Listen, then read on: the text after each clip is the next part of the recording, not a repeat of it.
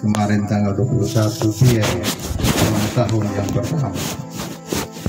Terus hari ini juga biar dimeteraikan lewat baptisan kudus. Itu yang keluarga, sehingga keluarga di tempat ini mengundang kita semua untuk kita sama-sama hadir dalam acara syukuran kecil. Mendasarnya itu saya beri kesempatan kepada yang mutakhir, Bapak Pendeta, untuk membawa kita dalam ibadah. Waktu dan kesempatan saya persilakan. Terima kasih Bapak Penatua SKD Umum. Selamat sore, salam. Puji Tuhan karena Tuhan mempertemukan kita dalam suasana syukur ini. Dan saya ajak kita masuk dalam ibadah. Untuk itu mari kita siapkan hati kita dan kita memulai ibadah ini dengan kita bersama-sama puji Tuhan dari Kidung Jemaat 287. Sekarang bersyukur hai hati mulut tangan, sempurna dan besar segala karya Tuhan, diberinya kita pun anugerah dan berkat yang tak terbilang terus, semula dan tetap. Sekarang bersyukur hai hati mulut tangan, sempurna dan besar segala karya Tuhan, diberinya kita pun anugerah dan berkat yang tak terbilang terus, semula dan tetap. Mari kita berdoa. Kami datang mengucap syukur karena kasih kemurahan Tuhan yang Tuhan terus nyatakan dalam hidup kami, termasuk yang kami syukuri bersama yang Tuhan nyatakan dalam kehidupan Bapak Kaila sekeluarga, di mana Tuhan telah menghadirkan anak-anak dalam hidup mereka, dan anak yang Tuhan hadirkan yang menemui usianya yang pertama, yang tadi anak Tuhan ini Gabriela Juwita Kanatalo sudah boleh dimeteraikan lewat baptisan kudus, menjadi rasa syukur bersama karena anugerah Tuhan, karena berkat Tuhan yang Tuhan nyatakan di dalam kehidupan kami semua, dalam kehidupan keluarga kami Bapak Kaila. Ya Allah Bapa dalam kerajaan sorga, melandasi rasa syukur ini kami mau mendengar merenungkan firman-Mu. Mari Tuhan dalam Roh Kudus menolong kami, baik hamba-Mu yang menyampaikan firman, kami semua yang mendengarkannya, sehingga kami diberkati oleh sabda-Mu dan kami semua merasakan sukacita bersama, khususnya Bapak Kaila sekeluarga, menjadi lengkaplah sukacita mereka dari firman Tuhan. Mari datang dan berfirmanlah ya Tuhan, dalam Yesus Kristus kami berdoa. Amin. Kekasih-kekasih Tuhan, saya pilih bagian firman Tuhan dari Injil Matius pasal 18 ayat 10. Matius pasal 18 ayat 10, demikian bunyi firman Tuhan. Ingatlah, jangan menganggap rendah seorang dari anak-anak kecil ini, karena aku berkata kepadamu, ada malaikat mereka di sorga yang selalu memandang wajah Bapakku yang di sorga. Demikian bagian sabda Tuhan. Berbahagialah setiap orang dan kiranya menjadi bagian dari kita juga yang selalu rindu untuk memelihara sabda Tuhan dalam hidup kita. Shalom Bapak Kaila sekeluarga dan kita semua yang turut merasa berbahagia atas peristiwa luar biasa dalam kehidupan perjalanan beriman Bapak Kaila sekeluarga. semua orang itu berharga di mata Tuhan. Kenapa?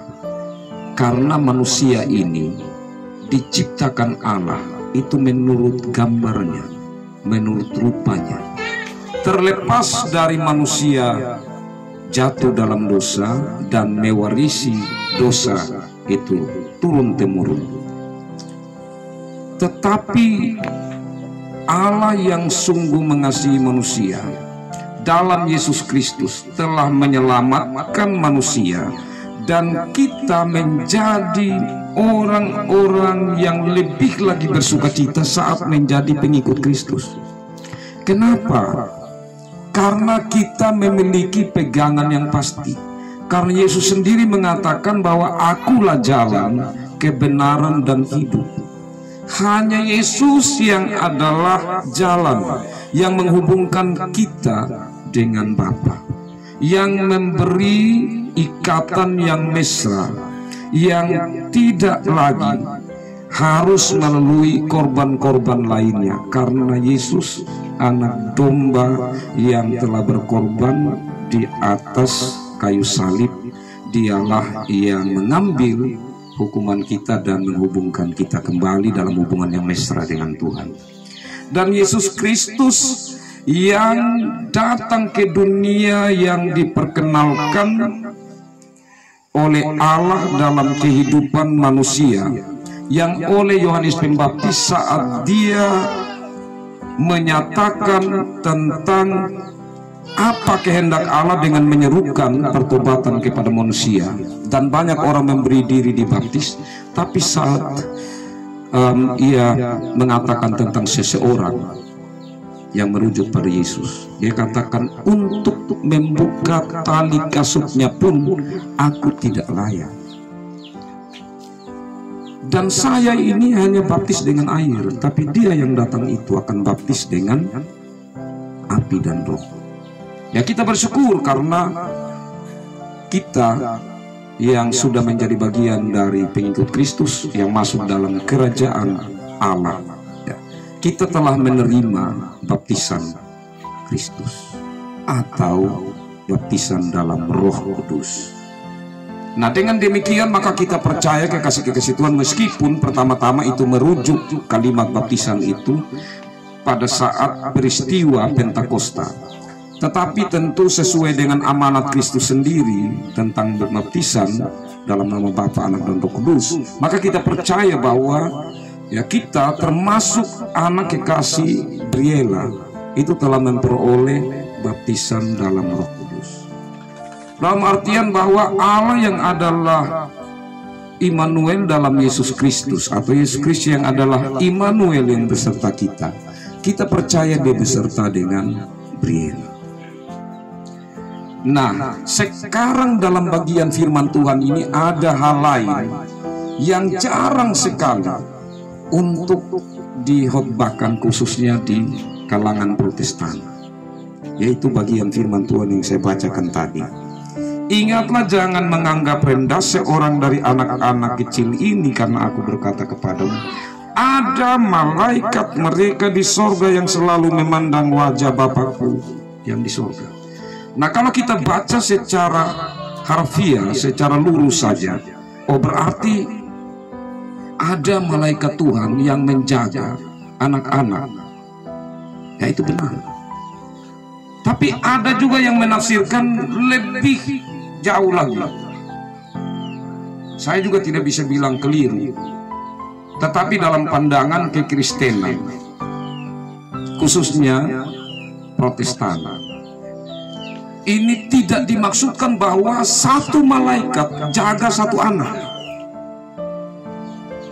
tetapi bahwa malaikat Tuhan itu diutus Tuhan menjaga anak-anak.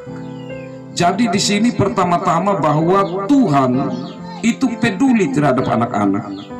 Yang kedua, di dalam otoritasnya, di dalam kuasanya, di dalam kasihnya, Allah mengutus malaikat untuk menjaga anak-anak. Entahkah itu satu malaikat jaga 10 anak atau berapa anak, yang pasti bahwa anak-anak itu ada malaikat yang jaga mereka. Ini dimaksudkan bahwa jangan anggap rendah anak-anak, atau kalau kita baca ayat-ayat sebelumnya, jangan memperlakukan anak-anak dalam penyesatan.